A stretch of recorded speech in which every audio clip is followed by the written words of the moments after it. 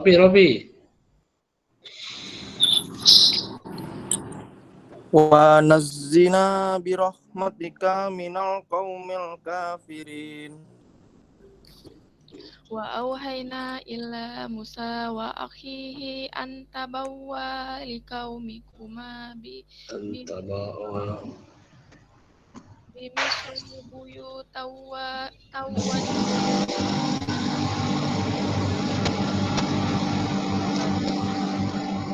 bashiril mu'minin.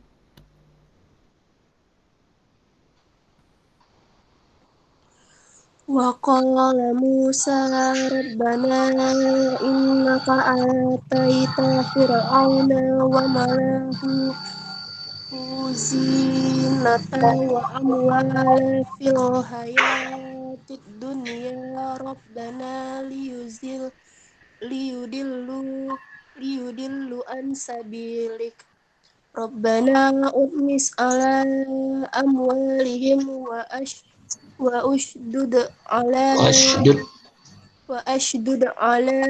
nggak ada a-nya. washdud ala qulubihim fala yu'minu hatta yarawul azabal alim. Qala saya Pak. Ya. Qala qad ujibat da'watukuma fastaqima wa la tattabi'anni sabilal ladzina la ya'lamun. Dah, please. Saya Pak.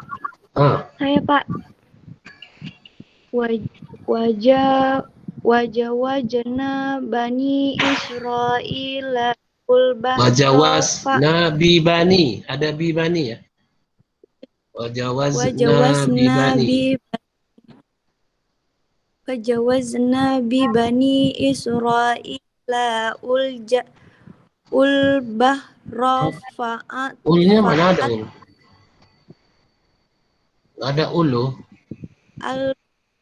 Lal bahro. Coba ulang. Iya Pak. Coba lagi. Wajawazna bi bani Israila al bahra fa'at ba'ahum fir'auna wa junudu bahya Fir'aunu wa iya Pak. Fir'aunu wa junuduhu bahya wadadwa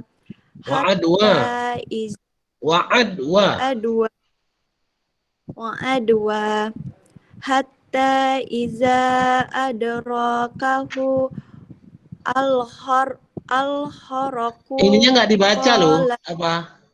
Ini nggak dibaca ini. Coba tengok apa yang saya sorot. Ini nggak dibaca. Kahul, gharaku. Yang ini. Iya Pak, putus-putus Pak. Ya, hatta, dari hatta. Hatta iza adrakahul kharaku qala amantu annahu la ilaha illa allazina amanat bihi bani Israil. Banu memang banu loh. Ila wa ana minal muslimin. Oke. Ada lagi? Chris? Catatlah itu ya. Berarti kita di ini ya. Nanti saya tinggal tunggu dari kalian aja. Sadaqallah. Tunggu dari kalian aja dari mana ya. Saya pakai Quran ini kok. Ini Quran Madinah nih, Mushaf Madinah. Baik, kita mulai kuliah kita hari ini. Jadi mungkin saya bisa tampilkan yang kita bahas kemarin, audit planning ya, audit planning. Jadi saya ada contoh beberapa audit planning. Ya, contoh beberapa audit planning.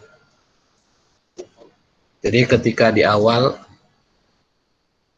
kita belajar, role-nya ini adalah standar audit ya sebenarnya kan.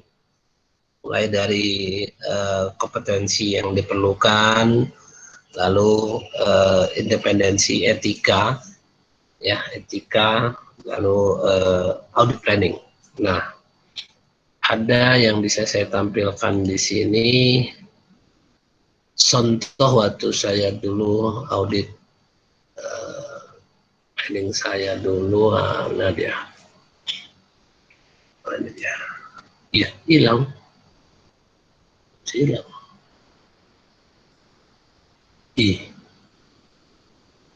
Kira-kira kok bisa hilang?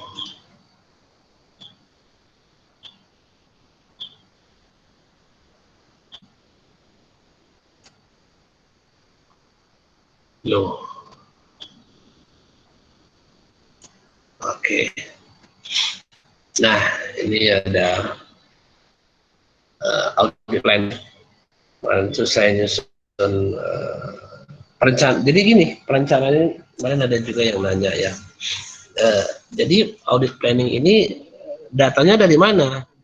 Dari kita dari sebelum ketemu pun, sebelum ketemu sama auditi atau klien ataupun yang diperiksa, ya itu kita sudah buat audit planning. Jadi kita belum dapat data dari mereka, kita datanya bukan dari mereka, secara umum bukan dari mereka untuk audit planning ini.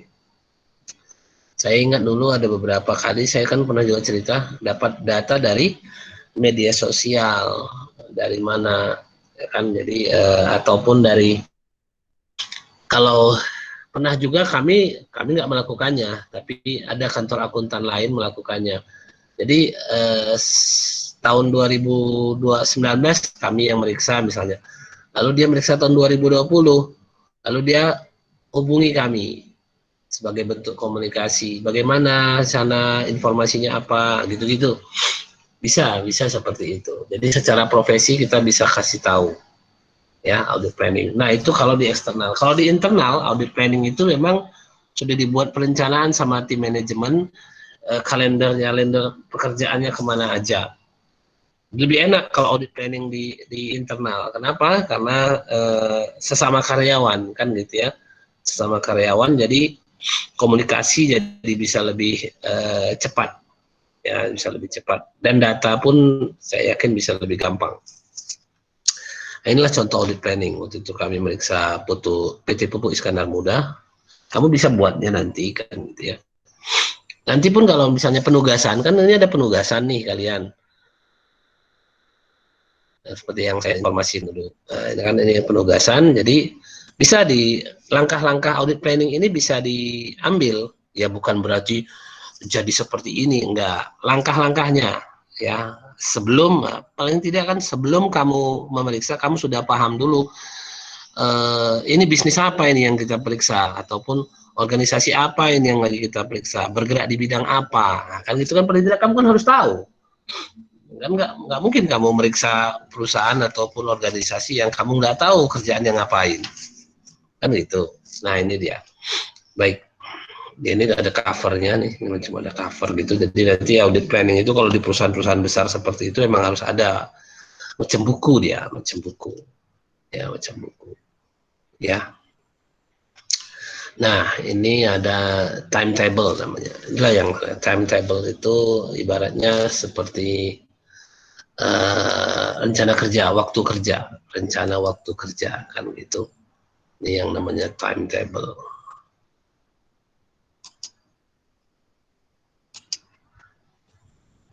Oh nggak boleh ini ya, nggak boleh dipisah punya timetable. Kelihatan kan sharingnya kan? Kelihatan Pak. Baik. Jadi ada timetable dan rencana kerja. Jadi secara rinci rencana audit kami adalah sebagai berikut, ya kan. Jadi PT Pupuk Iskandar Muda ini adalah anggota holding dari PT Pupuk Pusri Palembang, Sriwijaya, dan leadingnya Pusri. Jadi macam sekarang ini kan ada holdingnya memang. Jadi kepalanya ada. Ini anggotanya, anggota holding. Tax bagiannya fieldwork end of year, lapangan ya, kerja lapangan akhir tahun. Nah ini tengok tanggalnya dari Januari sampai Maret, ya kan, Januari, Februari, Maret, 3 bulan. Ya itulah kami dulu ke sana 3 bulan rencana kerjanya, kerja lapangan ya, yang di kantornya, yang di lapangannya lah, di pabriknya di Lok Sumawi. Lalu ada tanggal 12 Maret itu ada pelaporan draft 1, harus keluar laporan draft 1. 12 Maret itu kan di sini, di antara masih di lapangan nih, udah ada keluar 1 laporan draftnya, sekali laporan draft ya. Lalu tanggal 19 Maret keluar lagi, begitu selesai lapangan direncanakan draft laporan muncul, ya kan. Ini 54 hari, ini 1 hari. Pembahasan finalisasi report itu tanggal 22 sampai 26, 22, 23, 24, 25, 5 hari lah, 5 hari kerja. Itu kan di hotel biasanya kami ini waktu itu. Penyampaian final report, nah ini 1 hari aja lah, 26 Maret. Itu selesai langsung diberikan. Ya kan, diberikan kepada konsolidasian induk ke induknya. 60 hari kerja jadinya. Nah, ini pun ada per minggu dibahas. Per minggu dibahas. Jadi kita kasih tahu apa kerja kita per minggu nantinya, kan gitu ya. Ini belum kerja nih loh, tapi udah tahu kita apa yang mau kita kerjakan. Ya kan, sudah tahu kita. Makanya kamu pun dalam mengaudit nantinya sudah tahu apa yang mau dikerjakan sebelum ke lapangan. Jadi harus ada perencanaan. Ini perencanaan disahkan dulu, ini dirapatkan dulu nih. Dirapatkan dulu sama pimpinan kita dan juga sama yang mau diperiksa. Di internal pun gitu, kan diperiksa, ada rapat. Biasanya agak nebeng ke rapat-rapat perencanaan perusahaan, ya kan, nebeng dia acaranya gitu. Apa ini minggu pertama ini dia? Preliminary audit. Preliminary ataupun analisis awal. Makanya saya sih berharap kamu betul-betul anak milenial lah. Anda saya bilang kan betul-betul anak milenial. Begitu ada istilah-istilah baru, kamu silahkan googlekan saja. Paling tidak gambarannya kamu paham, tahu. Kalau betul-betul nggak paham atau udah nengok Google pun nggak paham juga, ya baru tanya juga bisa. Ya kan. Tapi kan anak milenial biasanya nengok dulu Google-nya. Ya, preliminary audit. Jadi istilahnya audit awal, analisis awal, lalu audit staff dan manager knowledge gathering. Ini 1 kalimat ya. Ini 1 kalimat nih. Audit staff and manager knowledge gathering. Ya. Jadi istilahnya pertemuan rapat untuk membahas pengetahuan tentang yang kita periksa ini seperti apa. Ya, rapat kita, apa tahu tentang ini, apa tahu kita masing-masing, ya saya termasuk itu, kalaupun ini ketua tim saya. Kalau sama manajernya, kita minta sama anggota, carikan informasi lu, dari mana pokoknya tentang bagaimana, pokoknya cari informasi tentang Pupuk Iskandar Muda. Ya dulu kan lumayan lah, 2010 sudah ada lah internet dan lain sebagainya. Apalagi sekarang kan gitu ya, media sosial luar biasa. Auditor mengumpulkan informasi dan data mengenai sistem akuntansi dan pengendalian internal perusahaan. Nah, kembali. Ini yang mau kita pelajari nanti. Ini yang kemarin apa? Yang nggak dilakukan oleh si Sukri. Malah di paling depan harus dilakukan. Ya kan? Malah yang paling depan, paling awal itu harus dilakukan betul. Kalau kamu mau mengaudit, awalnya harus itu dilakukan. Sabar, nanti setelah ini baru kita masuk ke struktur pengendalian intern. Ya, tapi di sini biar kamu tahu urgensinya, makanya di standar pekerjaan lapangan kedua itu kan, pemahaman pengendalian intern itu diperlukan untuk mengetahui sifat, saat, dan lingkup pemeriksaan.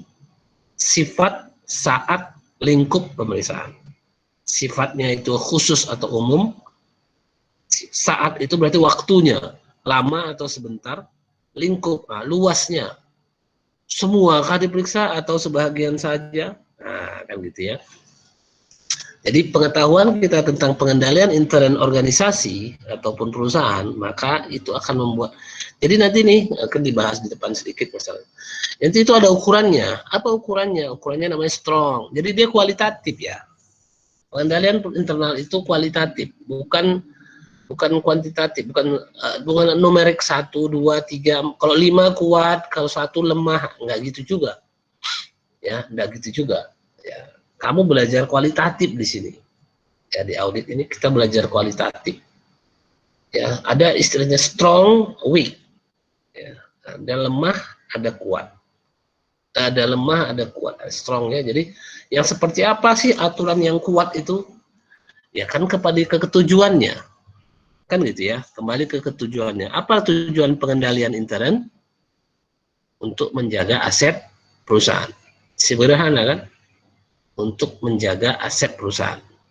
Walaupun dia bilang definisinya panjang-panjang, supaya memantau sistem ini yang begini, tapi intinya adalah saya kasih tahu ke kamu untuk menjaga aset perusahaan.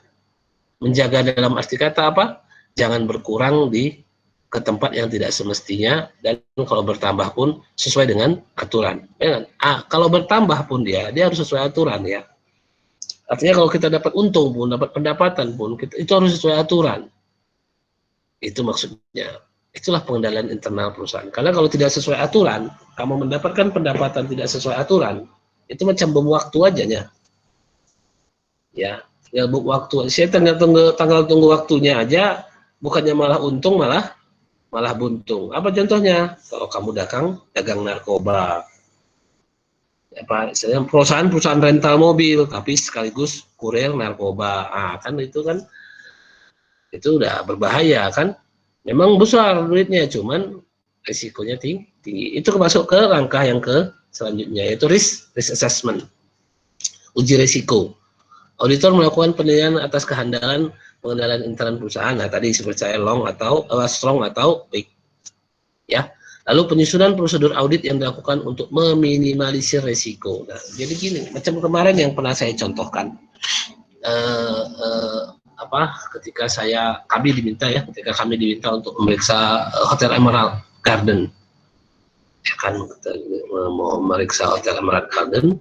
Begitu saya dapatkan informasi di media sosial kalau perusahaan itu ada masalah dengan perpajakan, pengemplang pajak sekitar 800 juta, lalu saya informasikan ke bos saya, lalu dia bilang, risiko itu, udah nggak usah lah nih, katanya. Jadi bos saya itu memandang itu risiko yang merepotkan dan berbahaya bagi kelangsungan perusahaan kami sebagai pemeriksa. Jadi gini, harus kamu pahami ya, saya kira sih begitu ya. Kamu sudah orang-orang organisasi di sini. Jadi walaupun ilmu di buku-buku itu bahasanya kayak gini memang. Penilaian, kehandalan, pengendalian, menyusun kemungkinan terbaik. Sebenarnya bahasanya di lapangan gimana? Gimana nih kira-kira? Jalan nggak nih? Tapi kan? Gitu-gitulah bahasanya. Itu sebenarnya untuk meminta penilaian. Sebenarnya caranya aja kayak gitu. Ya. Jadi menyusun prosedur audit yang dilakukan untuk meminimalisir risiko. Jadi di sini sudah dapat risikonya. Itu risikonya ada masalah perpajakan. Kalau sudah masalah perpajakan, kantor akuntan bisa ditarik masalahnya. Kenapa jadi seperti ini pajaknya? Kenapa kalau diokekan? Kayak mana meriksanya dulu? Gitu bisa pernah. Ditanya-tanyain. Kami pun pernah ditanya-tanyain kayak gitu terkait dengan masalah perpajakan. Jadi repot kita. Ya, itu kondisinya.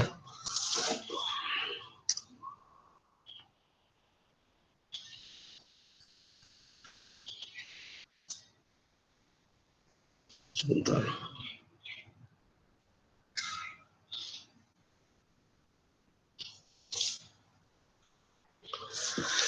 Oke. selanjutnya, jadi resiko-resiko itu memang banyak. Nanti kita coba bahas bagaimana pada resiko-resiko. Ya, karena memang itu sangat menjadi apa sekarang? Menjadi tren apa? Audit risk based audit bahasanya. Risk based audit. Audit berbasis resiko. Ya memang sih itu pula dia bisa nanti ini meminimalisir lingkup audit juga dia. Oh, pernah juga yang saya kasih contoh ke kalian waktu itu. Apa? Ketika sebelum kami masuk ke PTP Sumatera Utara, PT Perkebunan Sumatera Utara itu kan, nggak saya ingatkan. Waktu itu di media sosial luar biasa. Ada apa? Ada penjarahan lahan oleh masyarakat kepada perkebunan kan gitu. Lalu kami dulu di awal sekali menetapkan risknya adalah luas aset tanah. Maka itu menjadi penetapan risiko kami. Dan memang bisa ditelusuri, datanglah ke lapangan, diukurlah tanahnya, ditengoklah patok-patoknya, sesuai dengan gambar sertifikat tanah yang diterbitkan oleh Badan Pertanahan Nasional, ya kan? Apa istilahnya? PTN ya, BPN, Badan Pertanahan Nasional. Nasional apa negara? Nah itu, ya itu contoh di langkah yang ketiga ini, risk assessment. Khusus untuk pemeriksaan kepatuhan, undang-undang dan pengendalian intern. Pemeriksaan dilakukan berdasarkan PSK 62 tentang kepatuhan yang ditetapkan pada entitas pemerintahan. Karena yang kami periksa itu adalah BUMN, maka kami harus lihat kepatuhannya. Jadi kan kemarin di awal kan saya kasih tahu, audit ada 3, audit keuangan, audit manajemen, sama audit kepatuhan. Nah inilah dia. Audit kepatuhan itu yang khusus ke peraturan perundang-undangan yang berlaku. Information collection, nah ini dia information collection. Jadi ada pengumpulan data dari laporan-laporan, observasi, dan wawancara. Nah inilah perencanaan. Inilah contoh minggu pertama. Dan ini yang paling lumayan berat. Kenapa? Karena di sini kita beradaptasi nih sama orang-orangnya. Ini week pertama, week kedua, nih, week ketiga, ini, week keempat, ini, week kelima, week keenam. Ini kan saya ceritakan setiap perencanaan nih. Nah, seperti ini. Nah, seperti inilah bentuk perencanaan itu. Ya, seperti inilah bentuk perencanaan itu.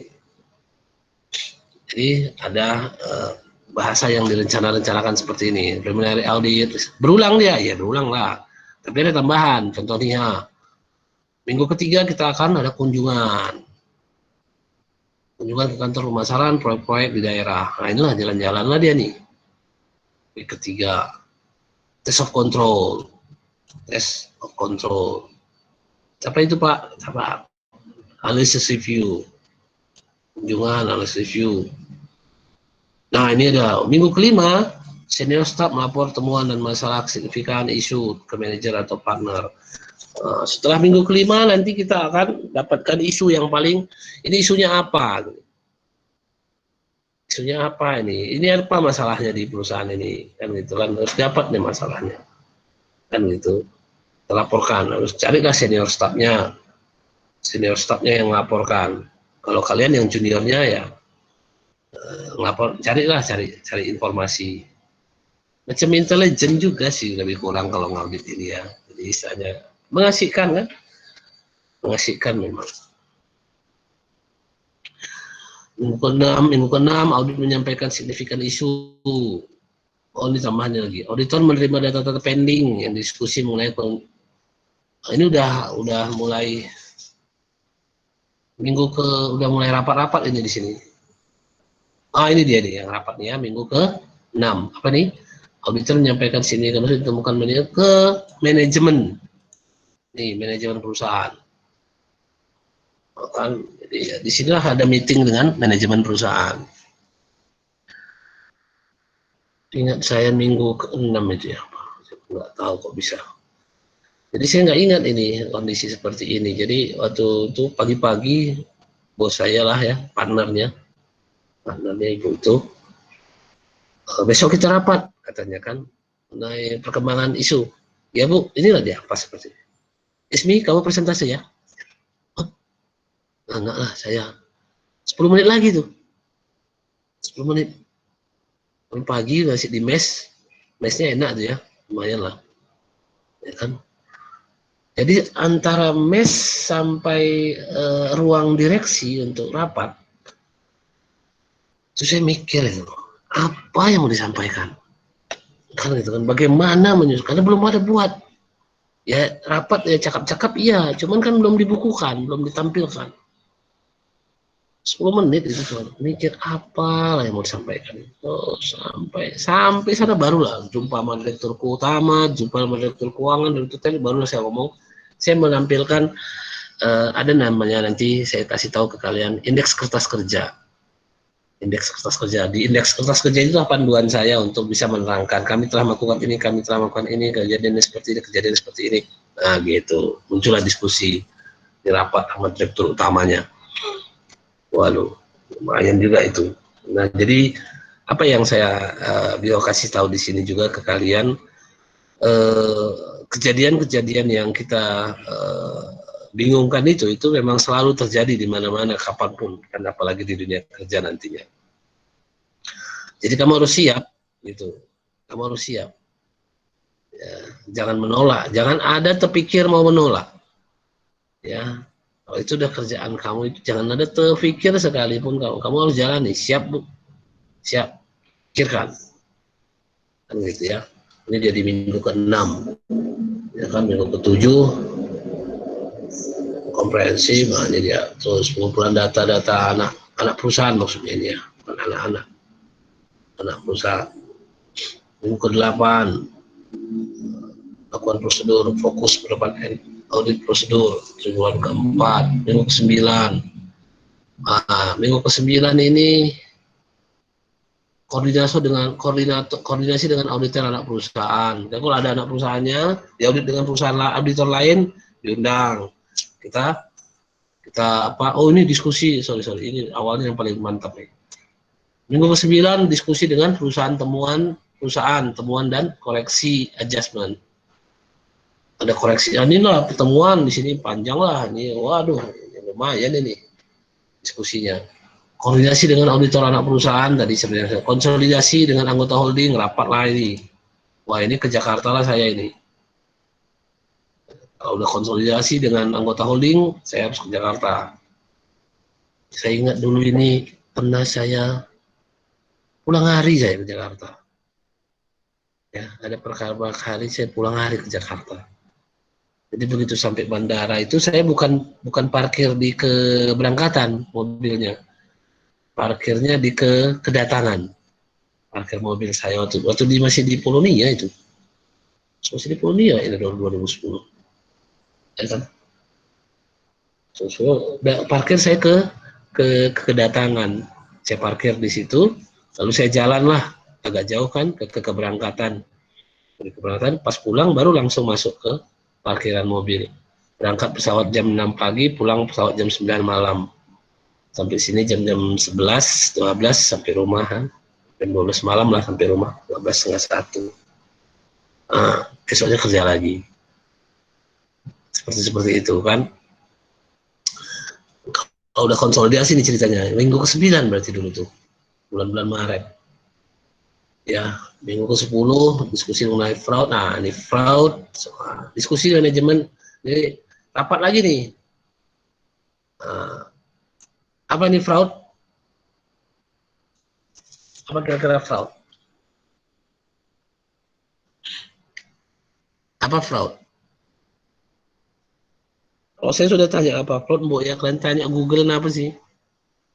Ya paling tidak ada. Apa tuh ini? Fraud kan penipuan. Penipuan. Kecurangan. Lebih tepat ke kecurangan ya. Penipuan atau kecurangan. Jadi kita bahas di situ ada nggak penipuan atau kecurangannya. Ya kan, subsequent event. Subsequent event. Ini payah nyarinya. Ya saya kasih tahu lah sekalian, subsequent event itu peristiwa-peristiwa setelah tanggal neraca yang mempengaruhi angka di laporan keuangan. Jadi laporan keuangan 2020 itu kan cut off-nya 31 Desember. Laporan keuangan 2020 cut off-nya 31 Desember 2020. Kita meriksanya tengok. Kita meriksanya Maret ya. Maret. Kita masuk Maret misalnya. Ya kan? Ini kita kemarin masuk tanggal berapa? 8 Januari. Ini yang pertama. Nggak ada ngapa-ngapain ini, belum nampak ini.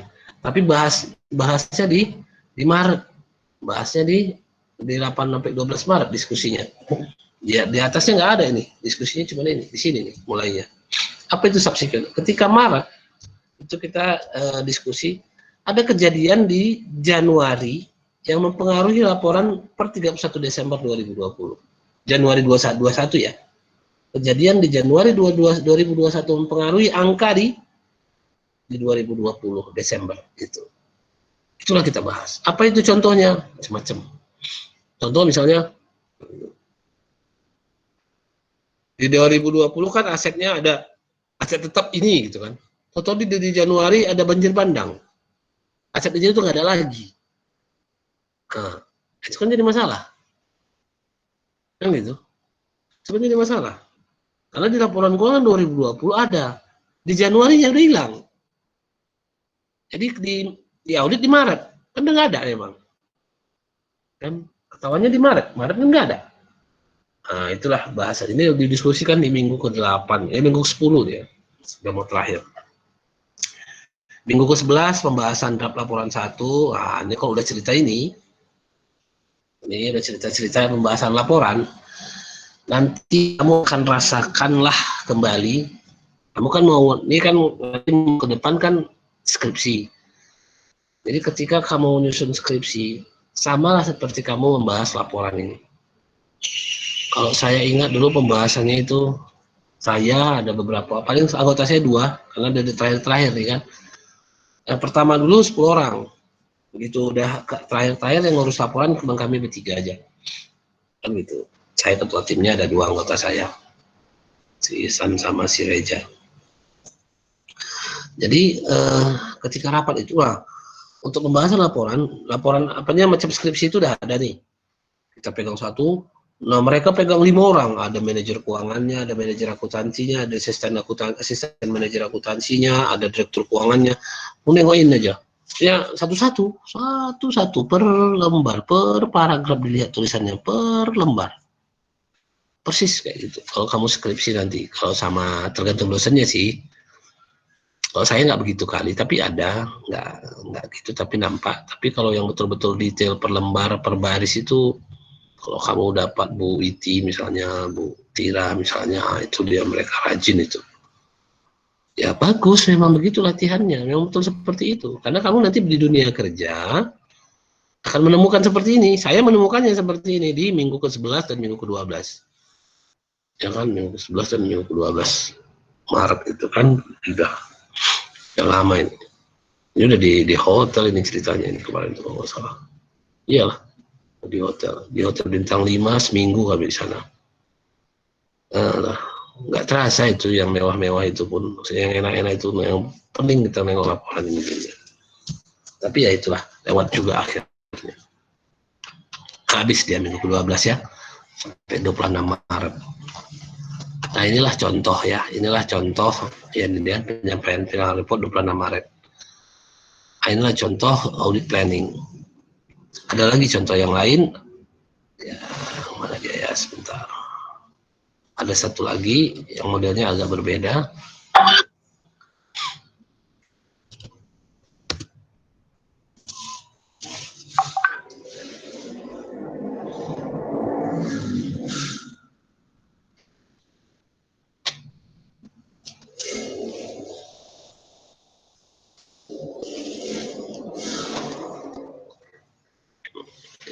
Ini istilahnya kelihatan kalian? Apa yang lain? Ada yang baru? Apa enggak? Beda? Apa yang tampilannya? Masih yang tadi? Masih yang tadi, Pak. Oke, itu.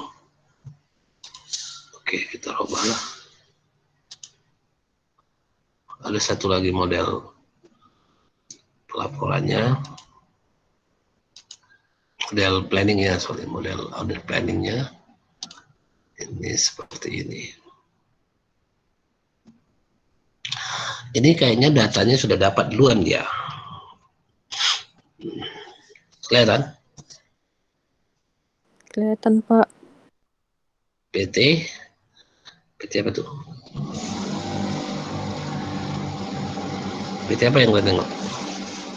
Terima kasih, Pak. Rencana. Oke. Ini misalnya, oh ini lebih tua lagi dia. Nah, kita dapat data. Ini data-data dari ini nih, laporan keuangan tahun sebelumnya ini. Ya, ada umum, kan gitu ya. Laporan keuangan tahun sebelumnya.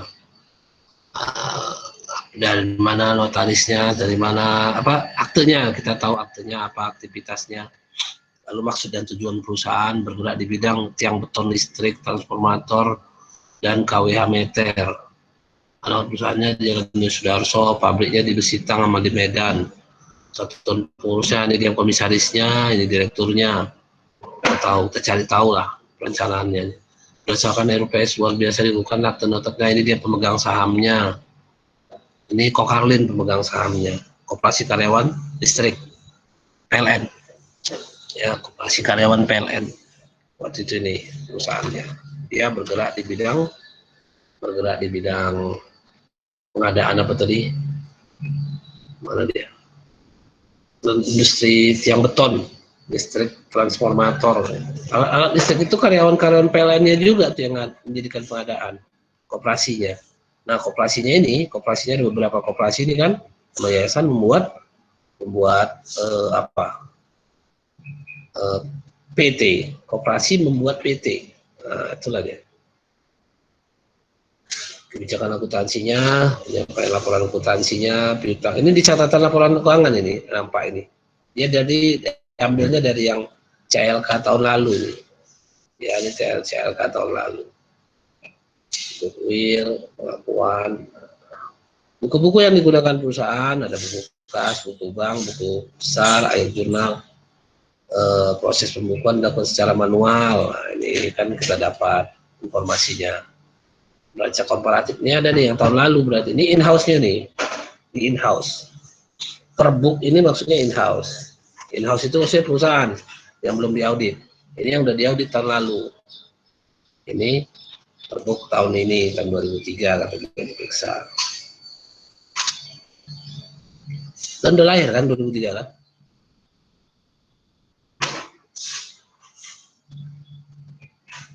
Ya udah kan? Udah, Pak. Lahir ya? Hah? Udah, Pak. Udah ya. Tahun berapa kalian lahir, Pak? 2000. 2000, Pak. Tahun 2000, Pak. Ya udah 3 tahun lah ya kan masih lucu-lucunya lah kalian yang ini ya kan, dengan neraca ini kan lucu lah bahasa ya, kalian bahasa ada contohnya laba ruginya ya. Jadi berarti udah dapat laporan in-house-nya ini, akuntannya udah ada, jualan udah ada laporannya. Nah, masalah akuntansinya ada disebutkan, bukan dilakukan secara manual. Ini hasil diskusi ini hasil diskusi sama sebelum penugasan. Masalah perpajakan, dalam pengumuman biaya masih ditemukan biaya yang seharusnya tidak masuk dalam biaya fiskal. Ini masalah mereka. Jadi sebelum kita audit mereka sudah ngaku duluan. Ya kan, udah ngaku duluan dia. Ya, boleh-boleh aja. Lalu masalah pemeriksaan laporan keuangan tahun lalu diperiksa sama kantor akuntan lain, Sucipto, gitu. Pelaksanaan pemeriksaan fisik masih timbul kemungkinan kesulitan rekonsiliasi hasil stok opname dan kartu stok. Nah, ini biasalah perbedaan antara kartu stok dengan fisiknya di mana-mana kayak gitu. Rencana kerjanya ini partnernya si AA, manajernya si BB, supervisornya si CC ya. Kamu di mana nanti? Kamu bisa di sini. Kamu bisa di Di FFF itu kamu nanti. Ya. Saya pernah di sini, pernah juga di sini, pernah juga di D, pernah juga di D, pernah juga di B. Di A enggak saya. Saya enggak pernah di A. Kalau saya udahlah sini aja, ya kan? Sampai di B. Ini jenjang nih ya, ini jenjang nih. Ini jenjang karir namanya. Kamu bisa sampai ke atas. Tinggal kamu mau atau nggak mau. Dan Allah ridho. Kalau Allah nggak ridho ya nggak bisa juga. Jasa pemesan melakukan dapat diberikan pendapat atas kewajaran laporan secara keseluruhan. Nah, ini dia minta jasanya. Oh ini biayanya. Wah ada biayanya. Tahun 2003 nih biayanya 35 juta. Dan itu waktu. Nah pemeriksaan lapangan dimulai 2 Desember sampai ini lebih lama lagi ya. Desember sampai Maret. Ya, pemeriksaan stok fisik Januari sampai Januari, evaluasi internal kontrol, nah ini dia Desember di awal nih, penjelasan laporannya 25 Maret, di 12 Maret ada rentang ya, pelaksanaan stock of name, EE sama FF, EE itu ini kan senior, semi senior sama junior, ya semi senior sama junior. Nah ini contoh perencanaan. Ya ini salah satu contoh perencanaan juga. Bandingkan, silakan pilih mau yang mana. Ya nggak ada bakunya memang, nggak ada yang baku dalam perencanaan audit. Ya nggak ada yang baku. Jadi tinggal kamu menyesuaikannya saja ke yang mana yang rasanya cocok. Ya, nah itu untuk perencanaan audit. Ada kira-kira yang mau ditanyakan?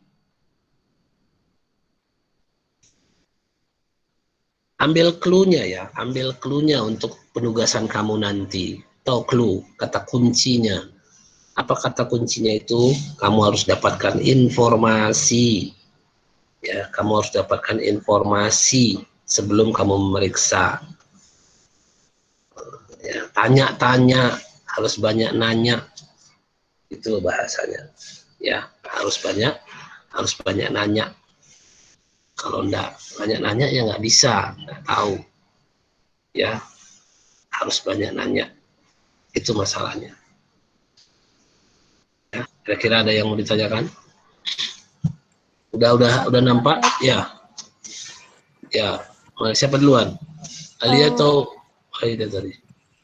Alia duluan tadi sebentar. Sebentar ya Wahida. Apa itu Alia? Amira, Pak. Tuh, tadi Alia yang tunjuk tangan. Angkat tangan.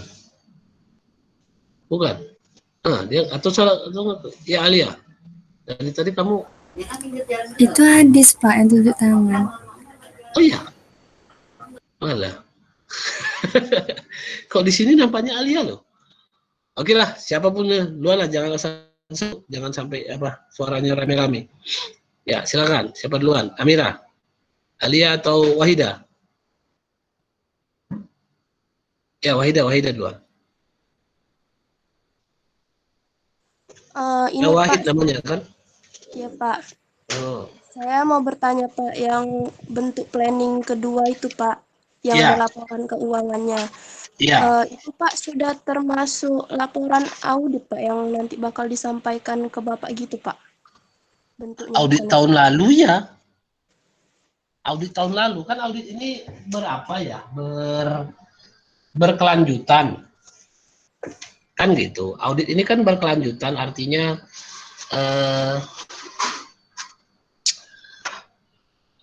kegiatan yang berulang kan gitu. Nah, jadi ya laporan audit yang tahun lalu jadi bahan untuk merencanakan audit tahun berikutnya.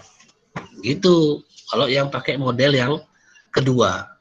Kalau model yang pertama memang betul-betul belum tahu kan gitu kan, sebelumnya belum pernah ada itu kan gitu.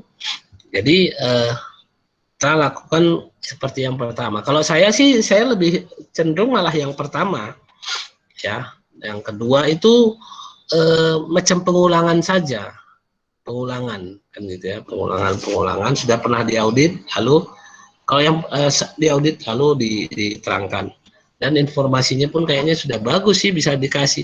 Biasanya kita nggak dikasih sih laporan keuangan itu dulu, sebelum buat perencanaan belum dapat laporan keuangan, kecuali kalau dia perusahaannya udah go public ya, Kalau perusahaannya go public, kita bisa tengok di internet. Atau ada kasus-kasus, ya tetap aja, makanya saya bilang, sebelum diaudit kita tengok dulu kasusnya. Gitu. Ya, jadi untuk yang berarti, apakah itu kan masih perencanaan, satu. Dan yang kedua, masih perencanaan itu. Perencanaan aja udah terdeteksi gitu, ya kan? Jadi laporannya kayak mana, Pak? Ya laporannya ya laksanakan dulu, baru nampak dia temuan-temuannya. Ya dilaksanakan dulu. Itu baru perencanaan ya. Yang kedua itu pun baru perencanaan. Kalau sudah nampak dia Pak itu kekurangan-kekurangan mereka, ya dari diskusi pastinya. Dari diskusi, dari cerita, dari informasi, itu langsung ditangkap. Makanya kayak Intel, saya kalau ngomong-ngomong gitu kita langsung tangkap. Ada karyawan yang ngomong ini langsung. Biasanya makanya kalau kita ngaudit, itu karyawan itu, kalau kita dekati, diam semua itu. Memang disuruh atasan itu, kamu diam semua. Jangan ada yang ngomong katanya kan. Kalau didekati auditorin, pokoknya diem, nggak tahu, gitu aja tuh. Nggak tahu, karena memang nggak boleh gitu kita angkat nanti itu masalah baru, ya kan baru dia jadi masalah sama karyawan. Makanya karyawan itu ataupun anggota itu percuma lah kamu nanya sama anggota terkait dengan. Dan ingat, anggota pun tidak bisa secara resmi ngomong mengatasnamakan perusahaan, nggak bisa kan? Perusahaan sekelas BUMN itu macam apalagi contoh ini ya, presiden, wakil presiden, siapa yang boleh kita dengar cakapnya? Kalau nggak presidennya langsung ya jubirnya kan, kalau nggak ya nggak ada itu. Siapa yang ngomong gitu-gitu tuh.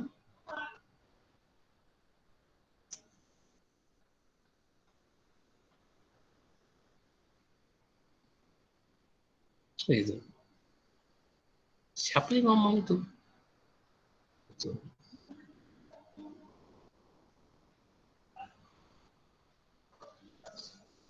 Nah,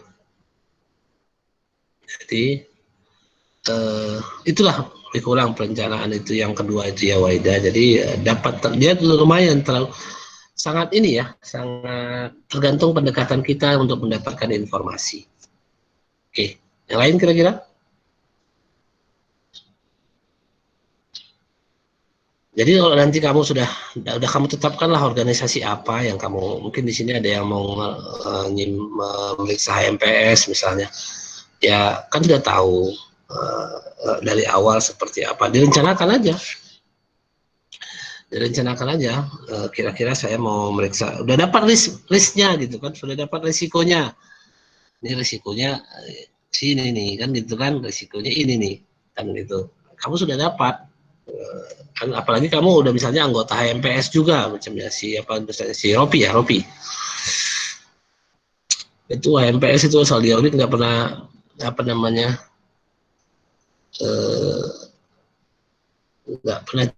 jelas itu datanya ya, artinya bukan orang kompeten yang diletakkannya di situ. Dari segi risknya aja loh, mereka tidak menempatkan orang kompeten di bagian pencatatan keuangannya. Ingat saya dulu pernah orang teknik yang jadi. Siapa sekarang bendaharanya? Apa? Rofi.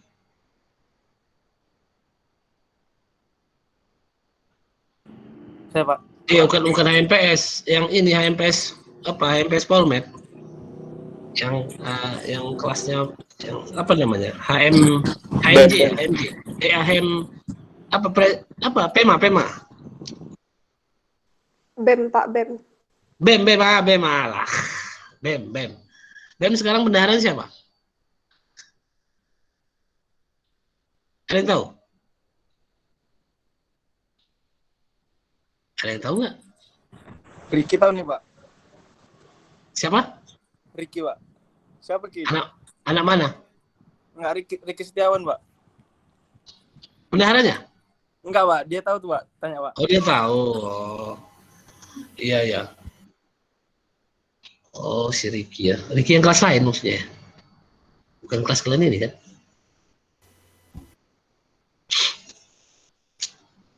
Oh kelas kalian ini. Si Riki. Mana Riki? Jadi yang paling itu BEM itu ada juga di audit sama anak kelas kita kan, anak kelas saya. Bendaharanya orang teknik. Macam mana mau buat laporan? Nah, padahal di sini gudangnya ada orang akuntansi. Kenapa kok bagian dari segi kompetensi aja kenapa jadi seperti ini? Kan di situ ada like and dislike hanya sekedar aja kan gitu kan?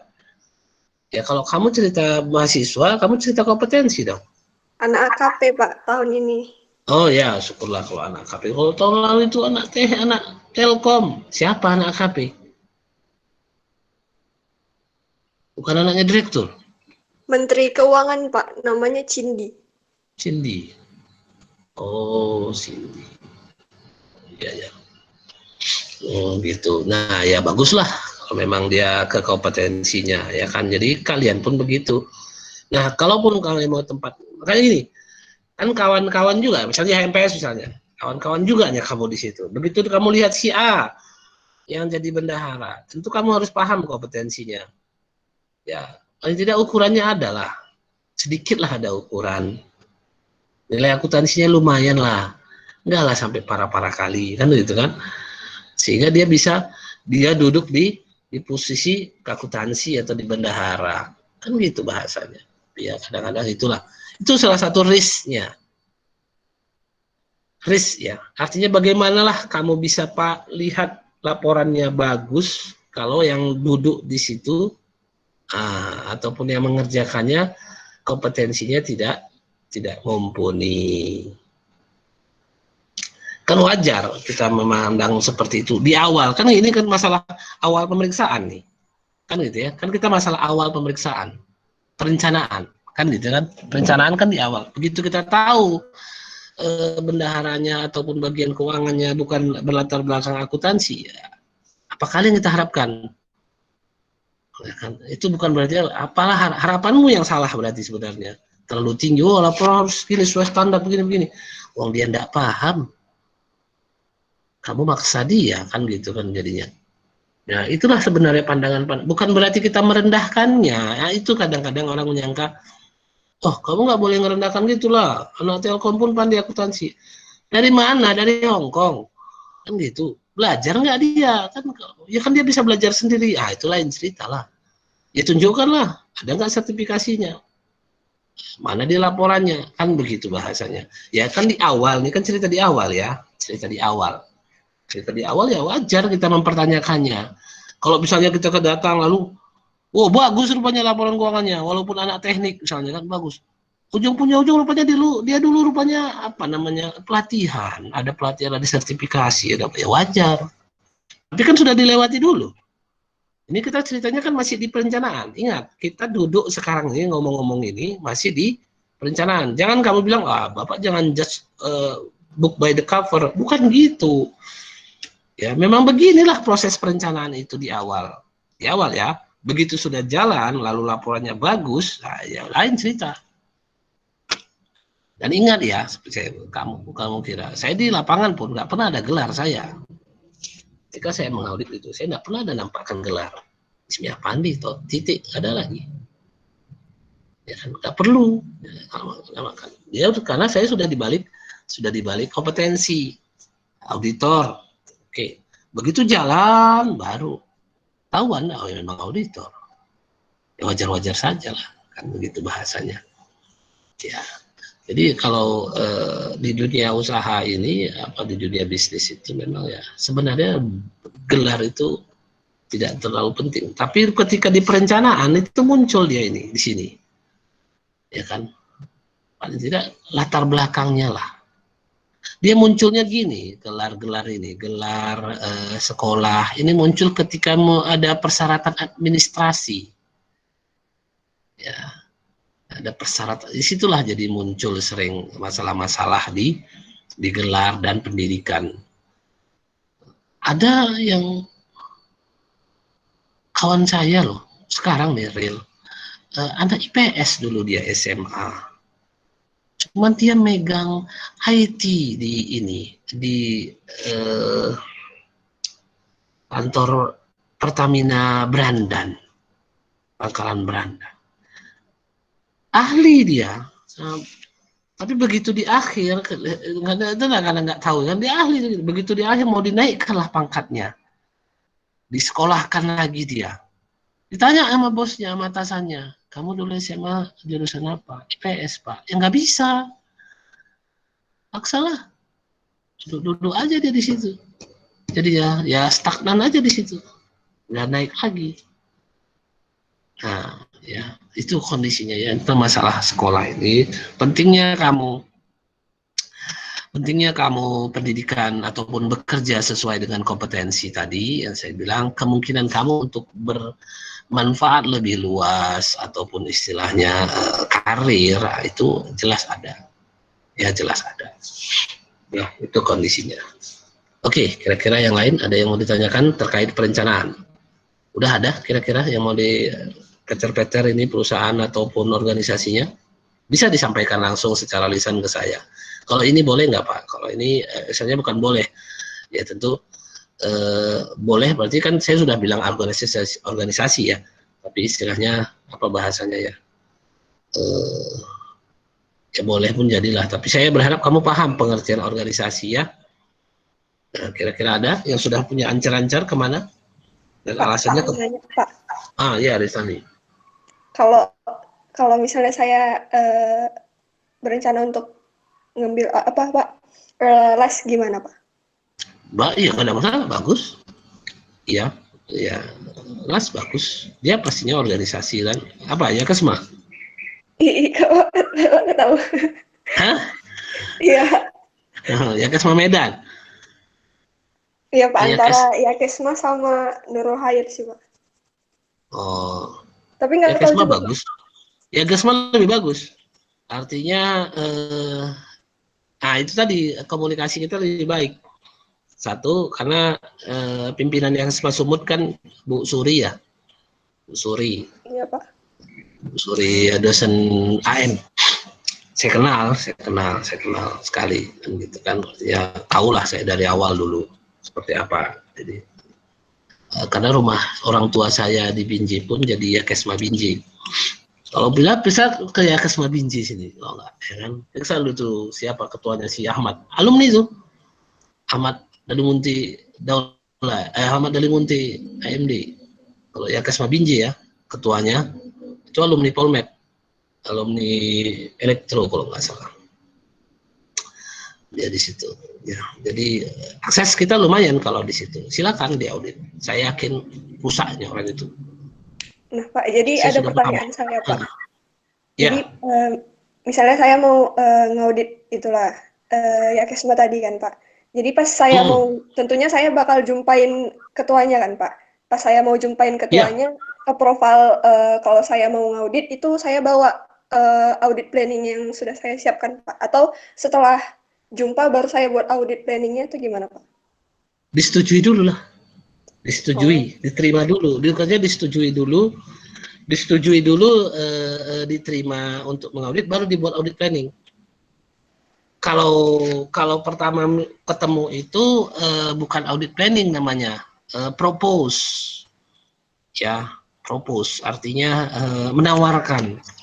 Ya, menawarkan, bukan istilahnya merencanakan, tapi baru penawaran. Jadi begitu sudah ada persetujuan, baru kita buat planningnya.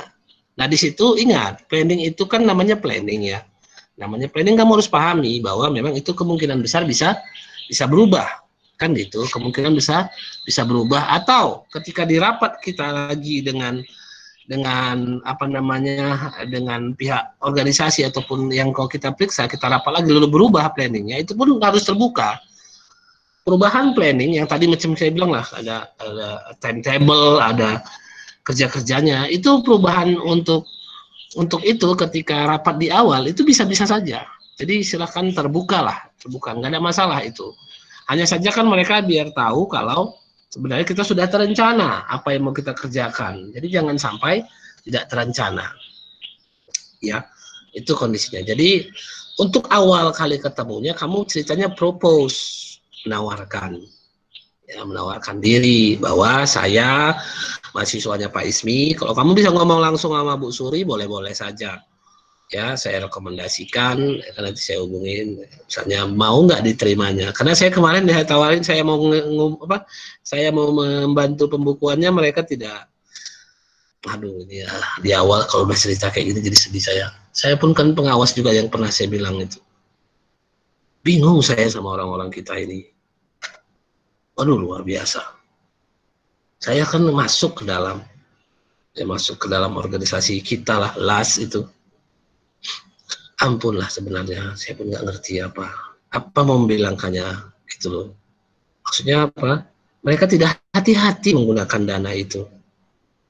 Ya, mereka tidak hati-hati menggunakan dana itu, mencatatnya dari mana, untuk siapa, pertanggungjawaban itu tidak, bukan berarti kita tidak percaya, kan gitu ya. Sistem itu bukan berarti kita tidak percaya, itu mau dia rapi gitu. Tapi kenyataannya enggak, ya. Kenyataannya enggak. Ya, Ristami saya harap sih kalau memang mau silakan, tapi kamu akan temui hal-hal yang sedikit mengecewakan. Ya, sedikit mengecewakan kalau dari sisi kita pemeriksa, yang kita pemahaman agama kan kita pun lumayan ada lah, dibanding ada lah, bukan berarti nggak ada sama sekali. Kalau kamu tahu ustadz-ustadz, ada pun ustadz-ustadz yang memang luar biasa di tampilannya ya, tapi sebenarnya, nah itu tadi, nah saya tidak mau ngumbar aib, tapi intinya bedakan antara aib dengan informasi. Ya, bedakan aib dengan informasi kehati-hatian. Karena arti kata gini, saya pun kayaknya pernah saya cerita sama kalian. Saya pernah ditanyain sama kawan saya dulu, mau berbisnis dia dengan, kamu pun kenal lah orangnya, karena di sekitaran dosen kita juga. Saya tahu orangnya tidak cakap dalam berbisnis, ya, tidak cakap dalam berbisnis. Tidak cakap itu maksudnya gini, itulah kalian sudah menemukan orang-orang kayak gitu. Dibilangnya bagi dua, tapi sebenarnya nggak bagi dua. Gitu. Dia dapat 2/3, kita dapat 1/3. Gitu. Bisa seperti itu sanggupnya. Oh ya, orangnya sih kalau ditanya ibadah mah bagus.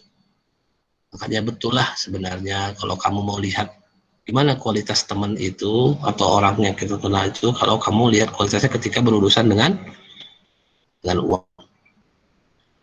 Kebanyakan orang-orang kita ya, orang-orang Islam ini yang istilahnya, apalagi kamu selalu masuk kelas ya, kalau masuk kelas orang yang istilahnya orangnya yang istilahnya kemampuan ekonominya pun tidak begitu tinggi, gitu loh. Tingkat kebutuhan terhadap ekonominya pun besar gitu. Jadi mereka tidak, gimana bilangkannya ya, mereka tidak tanggung jawab atas uang itu enggak begitu baik gitu loh. Ya, hilang gitu aja, nggak ada cerita. Atau pernah nggak misalnya ngutangin orang gitu, ngutangin orang yang agamanya bagus, pas waktu nggak dia bayar, janji sesuai janji dia nggak? Kadang-kadang janjinya dianya yang ngomong kan, aku tanggal 1 coba aku bayar katanya. Oke, kita kadang-kadang kita yang ngasih tanggal kan, kita tunggu tanggal 1, bayar nggak dia? Konon A, B, C, ya kan? Apapun enggak, kan itu senyap je. Itu udah pengalaman. Kalau saya sih nge-share pengalaman aja ya. Apakah ini menjadi apa? Tapi ya itulah bahasanya. Ya, saya sangat dukung sih Ristami. Jadi kamu propose aja itu kelas Yaskesma Medan atau ke Yaskesma Sumut sekalian, ya kan? Dan tapi gini ya, kamu dapat surat tugasnya dari siapa kan gitu ya? Saya dapat surat tugasnya dari siapa? Seperti pernah yang saya sampaikan. Kamu tidak akan batas posisi yang kamu periksa itu adalah batasnya adalah yang ngasih surat tugas. Contoh, yang ngasih surat tugas ketua, maka kamu bisa meriksa yang di bawah ketua, 1 tingkat ketua ke bawah. Ketuanya nggak bisa, kan gitu. Ketuanya nggak bisa kamu periksa. Ya, itu aja. Kemanapun kamu nanti meriksa, ke direktur misalnya kan, ketika direkturnya yang naikin surat tugas, kamu periksa yang direktur ke bawah, direktur di bawah direktur, 1 tingkat ke bawah. kamu direktur nggak bisa kamu periksa. Gitu. Nah, makanya kemarin kan masalahnya di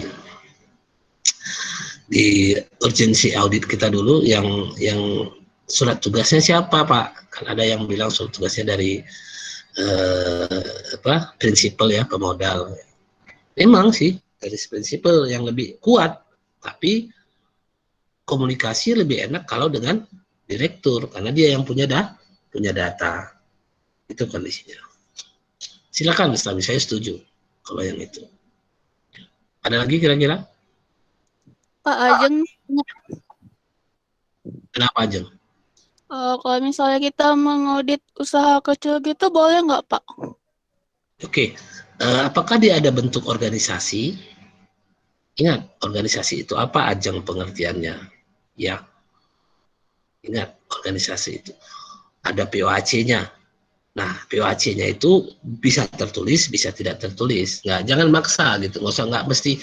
Kalaupun kamu bilang tadi usaha kecil, kedai misalnya, kedai gitu kan, ataupun toko kan gitu ya. Ya toko kan ada karyawannya, ada pimpinan dan ada karyawannya. Karyawannya itu kan ada levelnya juga. Nggak semua level karyawan sama. Ada yang boleh dikasih untuk ada boleh dia megang duit, megang apa? Ada karyawan yang boleh buka laci. Ada yang nggak boleh buka laci, kan ada kan? Itu aja ada tanda levelnya beda. Jadi Ajeng kira-kira usaha kecil itu yang seperti apa maksudnya? Kayak jual aqua atau gas gitu Pak. Iya, sekarang masalahnya itu kan organisasinya kan ada pimpinan, ada staff, ya kan? Iya. Nah, jadi apakah yang bertanggung jawab itu yang memang pemiliknya? Pemiliknya Pak. Pemiliknya langsung ke dalam Iya. mengerjakannya? Iya Pak. Ada karyawannya? Nggak ada sih. Kalau nggak ada karyawan itu bukan organisasi namanya Jeng. Karena saya bilang, kalau organisasi itu kumpulan orang, kumpulan orang, dua orang atau lebih yang memiliki POAC lah. Itu aja sederhananya. Planning, organizing, actuating, controlling. Jadi yang menjalankan itu aja. Ya. Dan ingat, POAC itu tidak mesti tertulis. Kalau tertulis berarti perusahaan besar udah dia. Berarti dia pasti perusahaan besar. Tapi kalau nggak tertulis pun ya nggak apa-apa. Ya, itu kondisinya. Ya, pahami itu Ajeng pengertian organisasi. Yang saya lihat itu tadi pengertian organisasinya yang belum paham. Ada lagi? Pak Dahlia mau nanya, Pak. Siapa tuh? Dahlia. Silakan. Itu tugasnya yang kita audit itu laporan keuangannya yang tahun terbaru atau boleh terserah kita milih tahun yang mana, Pak? Kalau mau laporan keuangan, tentu laporan keuangan yang terbaru. Ya. Dan ingat, kembali yang saya ingatkan, yang kita periksa itu laporan, bukan hanya laporan keuangan. Boleh laporan yang lain. Tapi kan ingat kan, jadi laporan keuangan, kenapa laporan keuangan yang paling gampang? Karena dia memang rutin dan terus kan gitu ya. Laporan yang lain apa maksudnya Pak? Macam-macam laporan manajemen, laporan kehadiran, laporan ini, laporan proyek, laporan kegiatan, itu bisa menjadi yang bentuknya laporan. Nah, kalau kamu cerita laporan keuangan, tentu laporan yang terakhir. Ya, artinya yang bukti-buktinya, kalau memang bukti-buktinya masih bisa, atau ini perusahaan ini, PT, atau gimana, badan usaha tetapkah Dahlia? Kalau Dahlia apa Pak? Sekolah TK Pak. Oh, sekolah TK. Ya bagus, silahkan. Karena nanti kalau kamu udah tahunnya lama, informasi yang kamu dapat pun jadi nggak segar gitu, nggak tahu, lupa. Nah itu kan payah ceritanya di kita, ya kan? Sedangkan kita mau mempraktekkan pemeriksaan ini.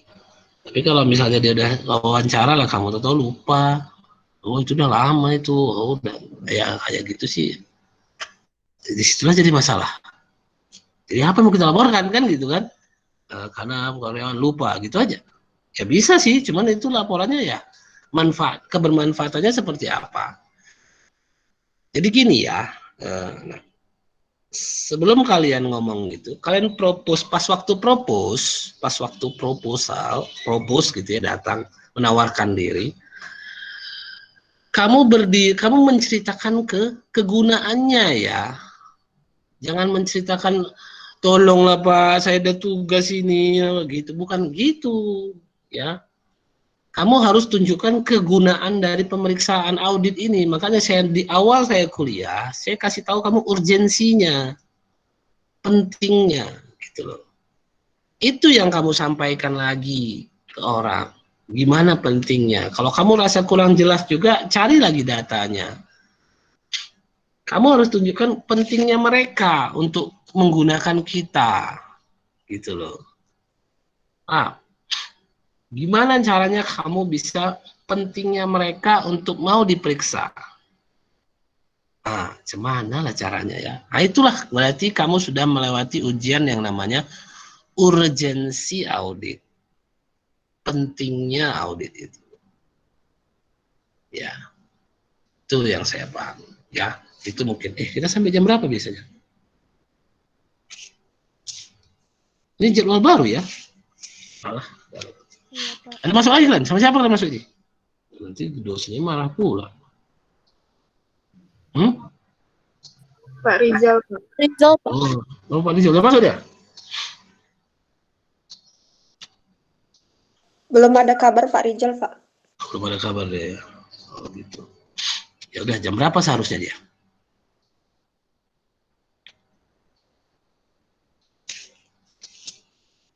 Ini les ke 5 berarti. Les ke 5 mulainya jam berapa?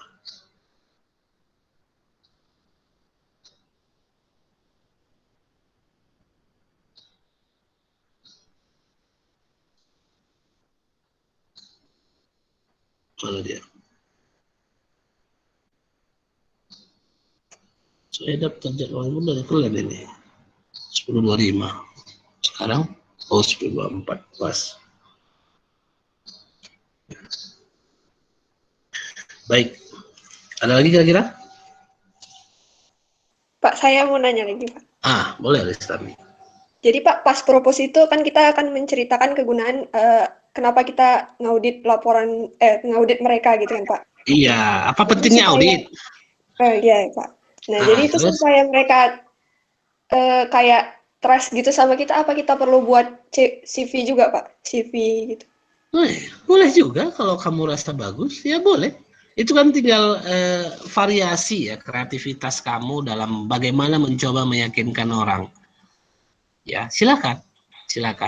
Kamu bawa nama saya pun silakan.